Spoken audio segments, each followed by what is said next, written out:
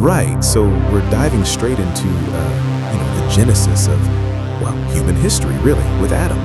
And what's fascinating is it immediately tells us how God created man, in his own likeness. It's just right there, front and center, isn't it? It is, absolutely, Marcus. And it's not just like a vague likeness, is it? It specifically mentions male and female, and then, called them mankind. So the inherent value, the image of God, it's right from the very start.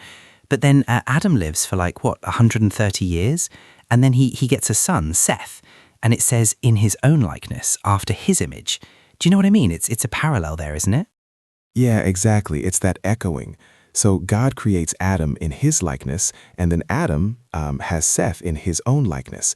It really drives home that generational continuity, And after Seth, Adam lives for another 800 years, having other sons and daughters. So a staggering 930 years total for Adam. I mean, that's really something else, isn't it? Just, a foundational figure with this incredible lifespan. Wow, 930 years. Just imagine the things he must have seen, the stories, the history that he embodied. But then, the lineage continues, doesn't it? After Adam, we move on to Seth, who lives 105 years and then begets Enoch. And it's just this incredible succession of names and numbers. It is, and it's quite rapid in the text, but the lives are so long. Seth, after Enoch, lives another 807 years, giving him 912 total. Then Enoch, 90 years, has Canaan and lives another 815 years, reaching 905 total. James, do you ever just try to comprehend these numbers? It's mind-boggling, really. It is. It's almost incomprehensible to us now. These lifespans are truly epic. So then Canaan, he lives 70 years, begets Mahalalel, and lives another 840, totaling 910 years. And then Mahalalel, 65 years, begets Jared, lives 830 more, so 895 years for him. It's a pattern, isn't it? This incredible longevity through these early generations. It's absolutely a pattern, James. After Mahalalel, we get Jared. He lives 162 years, begets Enoch. Then Jared lives another 800 years, totaling 962. But Enoch, this is where things really take a fascinating turn, don't they? Oh, absolutely. Enoch is truly unique in this line. He lives 65 years, has Methuselah. Then it just says he walked with God 300 years. And he had sons and daughters. But the real kicker, what always catches your eye, is he was not, for God took him. Marcus, what do you make of that? It's so different from everyone else who died. Yeah, exactly. It's such a profound and mysterious statement. Everyone else died, but Enoch, he just was not. It implies direct supernatural intervention. He didn't experience the typical end of life. His 365 years, shorter than predecessors, is because God took him directly. It's a testament to his unique relationship, that walk with God, that sets him apart. Truly incredible that. A unique departure. But the lineage continues. Methuselah, Enoch's son, lives 187 years, then begets Lamech. Methuselah then lives 782 more years, totaling 969.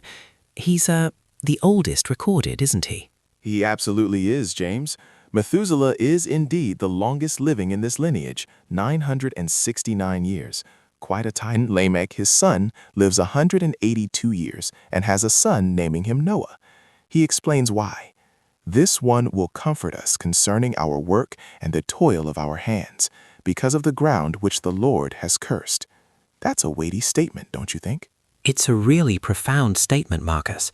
It shows an awareness of the curse, the toil since Adam. Lamech's hope in Noah for comfort. It's quite a prophetic burden. After Noah's birth, Lamech lives another 595 years, having more sons and daughters. His total lifespan comes to 777 years, still incredibly long, but shorter than some ancestors. It's almost like things are subtly shifting. Yeah, it is subtly shifting, you're right. Lamech's 777 years, while ancient, marks a slight downtick in longevity, but the focus moves to Noah. He's 500 years old when he begins his family, begetting Shem, Ham, and Japheth. These are pivotal figures for what comes next. It absolutely does, James. We've traced this incredible line from Adam, created in God's likeness, through generations of extraordinary longevity, Enoch's unique departure, and the profound naming of Noah, anticipating comfort from the cursed earth. Now with Shem, Ham, and Japheth, we have the foundation for the post-flood world. It's a powerful and complete genealogical record that frames a huge chunk of early human history. That's a very thorough overview, Marcus, and you've really highlighted the incredible chronology. But as we transition from just listing names, it's crucial to understand that Book of Genesis 5:1-32 records the genealogy from Adam to Noah and serves a theological purpose far beyond listing names and ages. Indeed, James. The chapter begins by reaffirming that humanity was created in the likeness of God, reminding readers that even after the fall, human life retains dignity, value, and divine intention.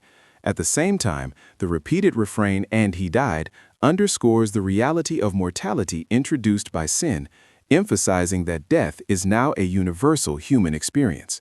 This rhythm of long life followed by death highlights both God's patience with humanity and the seriousness of separation from him.